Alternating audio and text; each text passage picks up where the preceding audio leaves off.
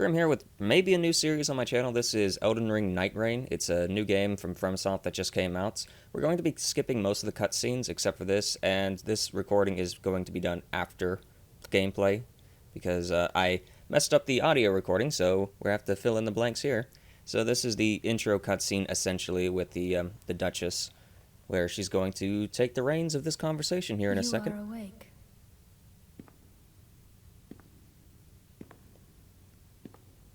I know not why, but once again it has happened.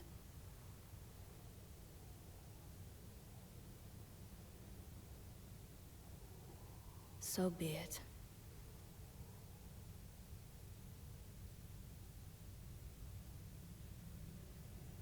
Condemned, I welcome you to the Round Table Hold. I am the priestess, the voice of your formless master. You were chosen for your potential to vanquish the night. The Night Lord is a living cataclysm, bent on laying waste to the very land that anchors us. Unless we bring its end, our world will be undone.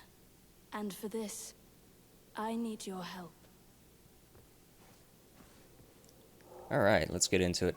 Now I'm going to be playing solo, and I'm going to be trying the Recluse for this, because I heard that the Recluse is the worst class in the game right now. The solo thing is because I want to get a feel for the difficulty. FromSoft is apparently updating the game soon, where it makes solo a little easier. You're supposed to have NPC allies in this, or at least I thought. I was going in mostly blind, but whenever I went in, I had no help. If I do this in the future, I'll probably be playing as the Archer until I unlock either the Duchess or the Revenant. The Duchess would be a really fun one to play as because she still has magic and also can dodge like crazy. Meanwhile, the Recluse has some FP issues. She can regen FP through like finding affinities and such, but I couldn't figure that out while I was playing. I couldn't get a single affinity to pop for me, so I essentially had no FP the entire time. The Duchess is more like a dodge, happy character, and here's some upgrades that we can do. Like we can go to the shop here and buy a few upgrades and then slot them in at that relic place that we were just at. And those are essentially like permanent upgrades, I guess, the roguelike elements to this. I've seen some people complain that there's not enough options, but let's go ahead and get into the game. Now here's another thing, I'm playing offline, but for some reason it has multiplayer on by default. The issue here is if I try to queue up offline with multiplayer, the game doesn't let me, so I have to do it like this. And I'm assuming if I don't have matchmaking on, then I can get the NPC allies, but I'd have to be online for that. And the drops, it's very like Fortnite-ish, where you like come in, see what's going on. There's got the giant circle that kills you, which people are complaining about. And honestly, that circle, they need to up the timer on that, really, for solo play at least.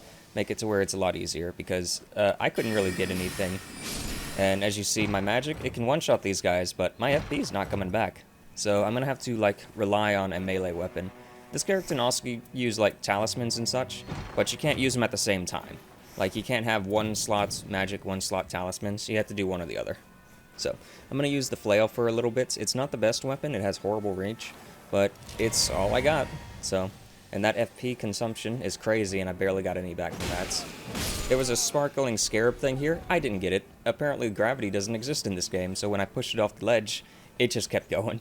So that's fun. But we can at least level up. So the level up system's kind of weird because every time you die, you lose a level. And I think you only get one retry. So that means if you die, then GG. You're going to get a little weaker, and you're not really going to have much time to recover. The flail has bleed on it too, so that's nice. Like I said, there's no gravity, so let's just jump down here and get our first taste of a field boss.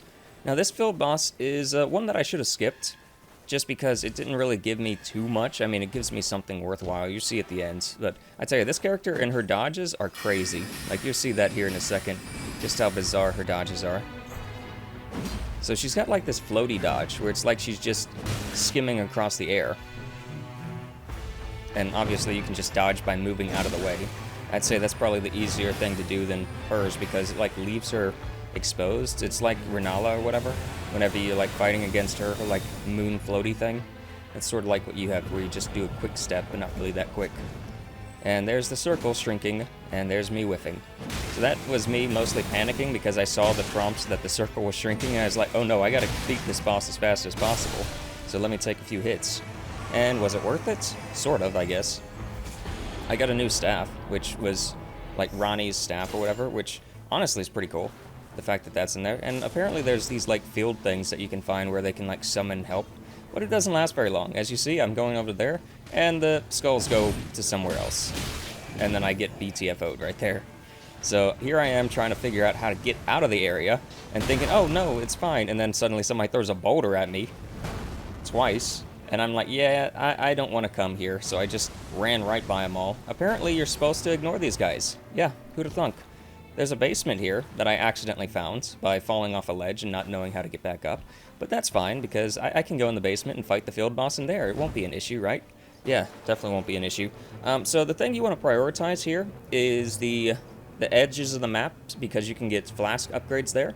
And the ruins. The ruins actually give you like really good weapons. All the stuff in between you want to ignore. So here I am with my worm stone, my flail, and ready to go. I was thinking, yeah, this worm stone would definitely protect me from something. Oh no, it's a revenant. Yeah, it's a revenant. This is honestly the worst class to fight against a revenant. For the sole fact that revenants are fast. So I was like, hey, let me throw this down. Maybe it'll act like the healing thing where it damages over time. It didn't, and I got BTFO'd. So that's the first death. Not a big deal, though. The Revenant's going to rub it in my face. But hey, here's a Scarab at least, so let me get a few swings in. And, of course, it's right out of my range. If I was two-handing this, wouldn't be a problem. But I forgot how to two-hand at the time. I figured it out eventually. It's, like, Y and right bumper or something like that. Right top, I forget which one it is. But, yep, here we are looking at the map, wondering where we're supposed to go next. Thinking, okay, I gotta go to the field bosses and such. And as you saw, the circle is already really tiny. Like, we've lost almost the entire thing. So, we're going up here to a place where we haven't been yet. And this jump ability is really nice, but honestly, does not replace a torrent. Torrent is way better, in my opinion, for navigating this stuff. But, hey, whatever. Can't have it all. So, let's go in here, see what's going on. I think this is just like a mini shrine that doesn't really offer anything. It's just like more blessings. And this is when I find out that, oh, if I have it in this slot, I can use it. So, odds are I just couldn't use the other one. And I end up throwing away these talismans anyway because I don't like them. But I should have kept them because apparently having items in your inventory, even ones that you're not using, like weapons and such, give you a passive bonus. So I would have had a passive on if I kept them. So here I am trying to get a few levels so I can level up. And wouldn't you know it, the circle has encroached on my level up zone. So I'm stuck at level 2. Isn't that nice? So let's come over here. So yeah, my big complaints with this character, I mentioned the floaty thing and then the FP issues. Because you end up getting stuck either farming her ability where you can get FP back, which I couldn't even figure out how to do, or you have to go melee. And she is not the best with melee because of her dodge. Like, I can't really get in and hits. I try doing jumping attacks and all that stuff, but I end up just having to waste my magic on this when I was trying to save it for the boss. Not that it would have helped me much on the boss, because the boss is a very aggressive character. And the reason I'm complaining so much about it, now this is a cool ability, but it doesn't do much other than revive allies. The reason I'm complaining about the boss and the FP so much is because there's another character in the game, an archer, that has infinite arrows. Why does he get to have infinite arrows, but the caster doesn't get to have infinite FP? Especially since there's no FP flasks in the game. You have to buy them. You have to buy, like, FP shards. So here I am going down. I got one hit in, at least. So that was nice. At least I got one hit in on a boss that honestly is a nightmare to play, even in Elden Ring, because he, like, corners you in a narrow hallway, and it's like, well, I guess I'm gonna die then. So, yeah, let's see what we got. We got pretty much nothing stat-related. This was honestly a horrible playthrough for me, but I was playing as the worst character, as far as I know, the worst character. We still get rewards, so that's nice. There's a chance to get a pocket watch from the end of this, even if you don't beat the final boss of the first round, and that actually will unlock you the Duchess, which is kind of what I'm going more for, because I'd like to play as her. But we can at least slot in some things now. This is the roguelike element of it, so it's kind of nice that there's this. I wish there was more customization, though, because I like to play differently than these characters play. But, hey, what can you do? I mean, they have the DLC where they're selling you new characters, so that's fun.